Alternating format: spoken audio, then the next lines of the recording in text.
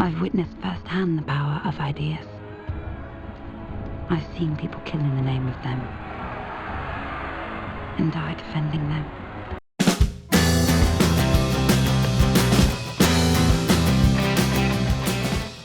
Welcome back to my channel, everybody. Welcome to my channel if this is your first time, but welcome back to anyone that's been here before.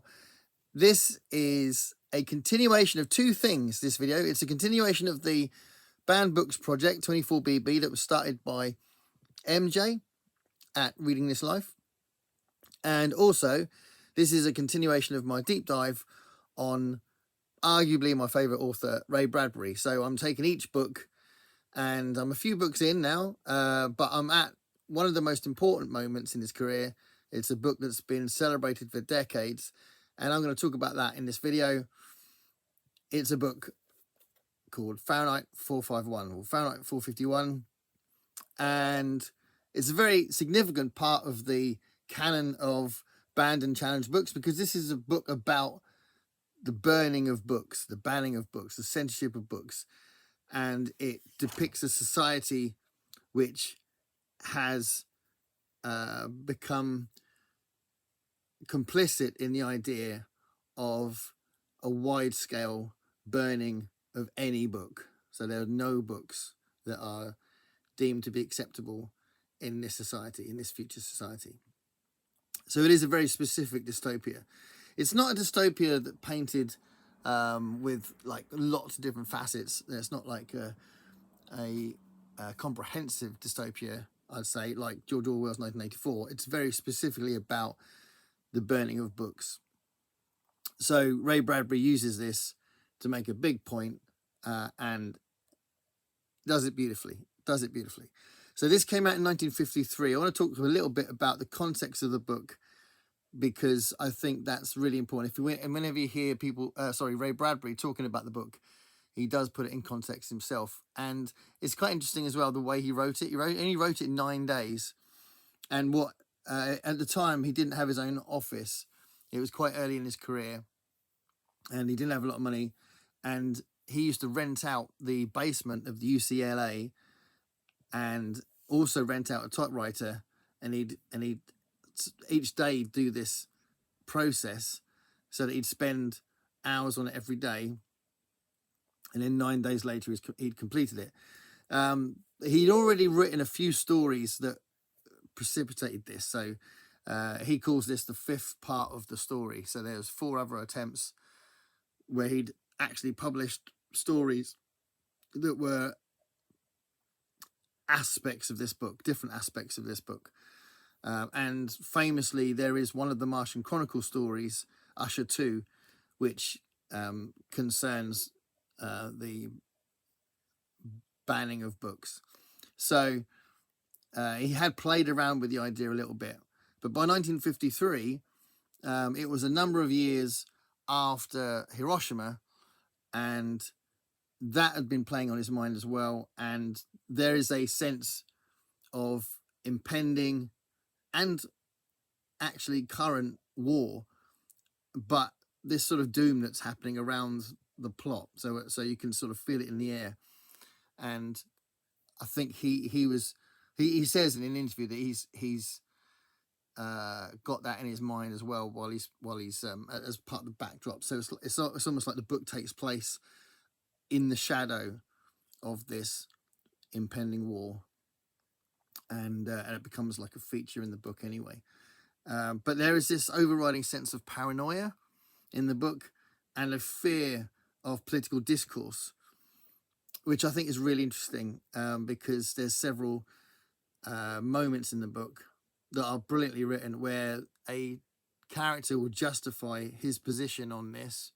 And they're different characters. At one point, the captain of the firemen explains why it's such a good thing that they burn books, that books aren't allowed.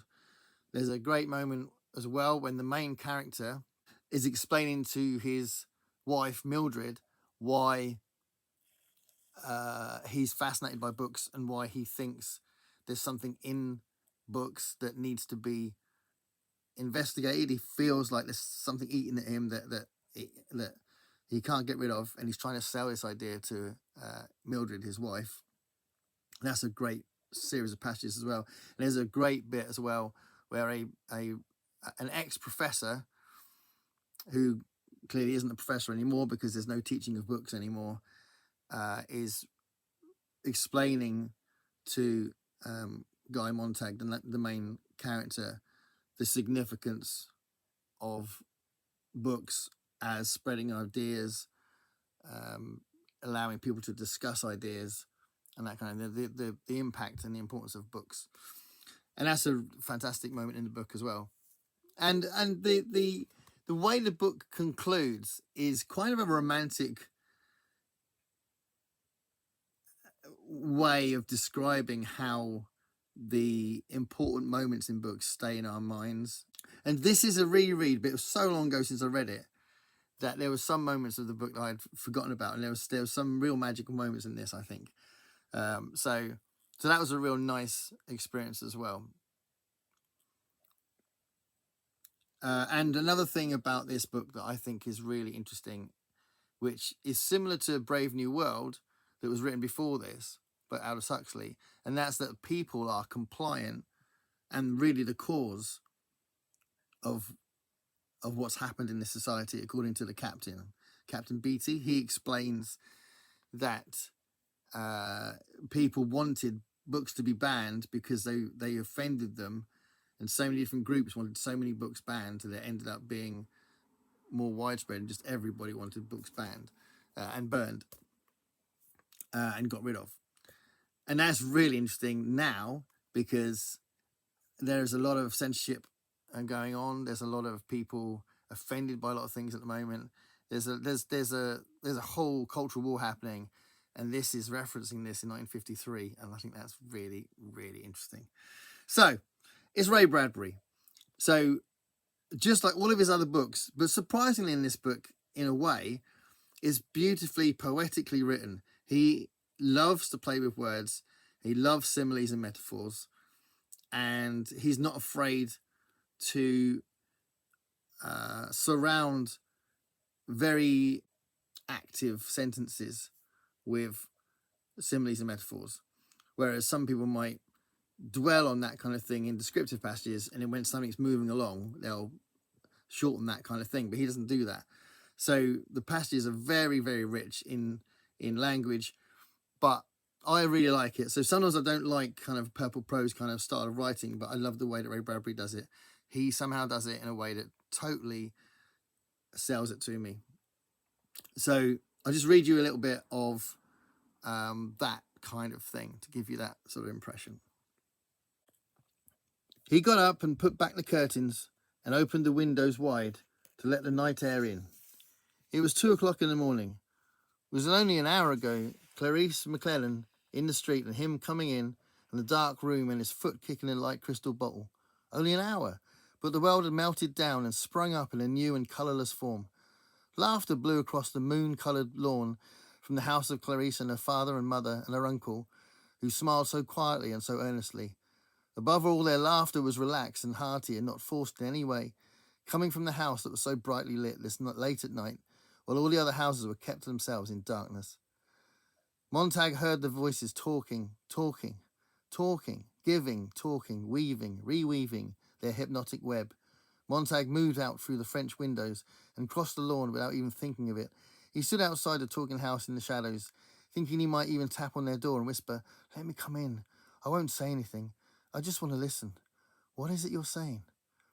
But instead he stood there, very cold, his face a mask of ice, listening to a man's voice, moving along at an easy pace.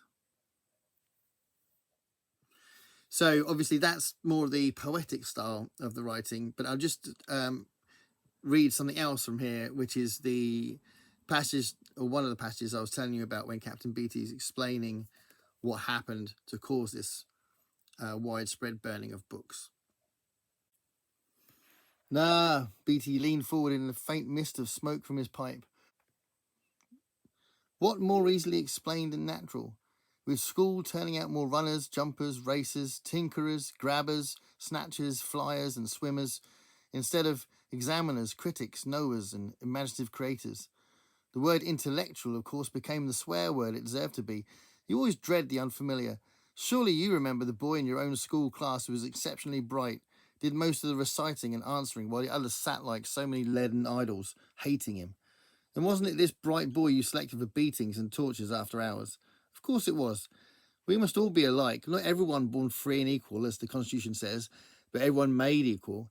Each man the image of every other, then all are happy, for there are no mountains to make them cower, to judge themselves against. So a book is a loaded gun in the house next door. Burn it, take the shot from the weapon, breach man's mind. Who knows who might be the target of the well-read man? Me, I won't stomach them for a minute.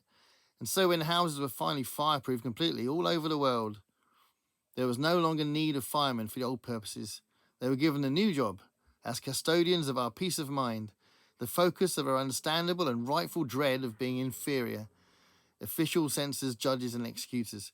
That's you, Montag, and that's me. And as I said, there's this character, this professor called Faber, and he explains to Guy Montag, the main character, the crucial role that books play in our development of ideas and the way that we spread our belief systems and our thoughts and our experiences to each other. And that's done really well. So I'll just read a bit from that as well. Do you know why books such as this are so important? Because they have quality. And what does the word quality mean? To me, it means texture. This book has pores. It has features. This book can go under the microscope. You will find life under the glass, streaming past an infinite profusion. The more pores, the more truthfully recorded details of life per square inch you can get on a piece of paper, the more literary you are. That's my definition anyway. Telling detail, fresh detail. The good writers touch life often. The mediocre ones run a quick hand over it. The bad ones rape her and leave her for the flies. So now do you see why books are hated and feared? They show the pores in the face of life. The comfortable people only wax moon faces, poreless, hairless, expressionless. We are living in a time when flowers are trying to live on flowers instead of growing on good rain and black loam. Even fireworks, for all their prettiness, come from the chemistry of the earth. Yet somehow we think we can grow feeding on flowers and fireworks without completing the cycle back to reality.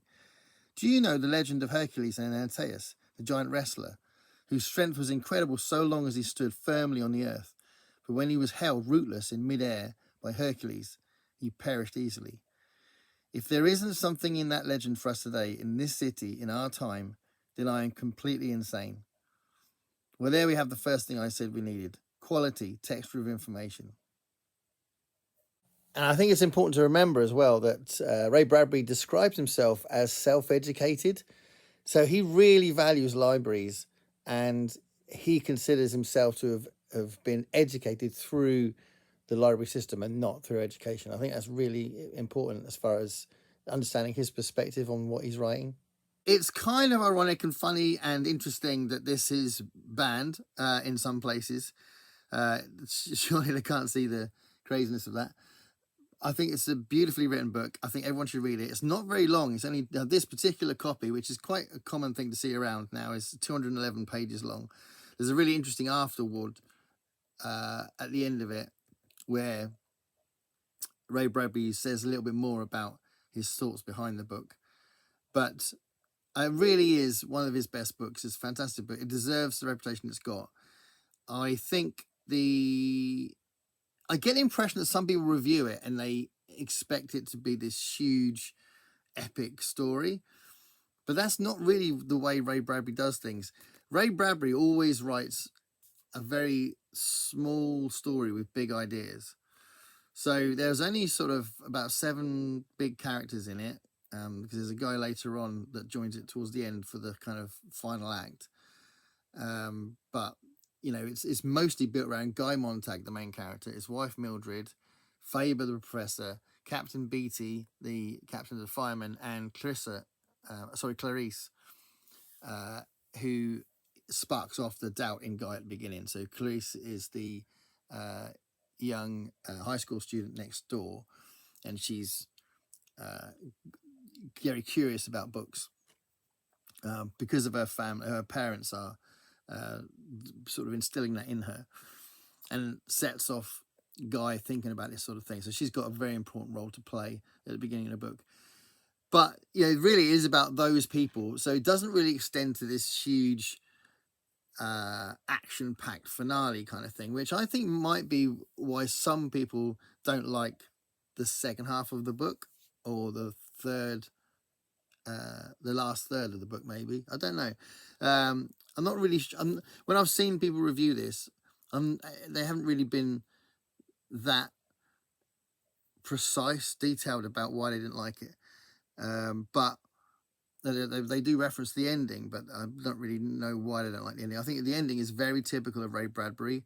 It's beautifully written, but it's also quite gentle in some ways, considering how serious the subject is. It is actually quite a gentle ending. I won't spoil it by saying what happens, but it's not very violent. But yeah, I definitely recommend this. It's a fantastic book, and an important part of this journey through Ray Bradbury stuff. I think the next thing that you'll see on this channel, on this Ray Bradbury deep dive, will be Golden Apples of the Sun, which is one of my favourite short story collections.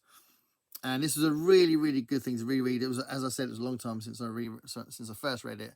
I was a teenager when I read it first time, and I'm a lot older now.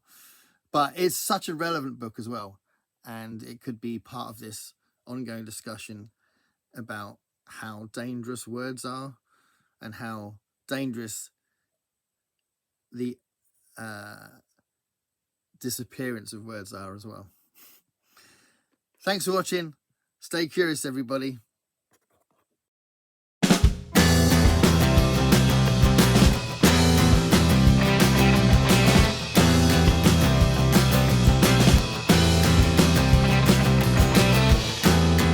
Paint me a picture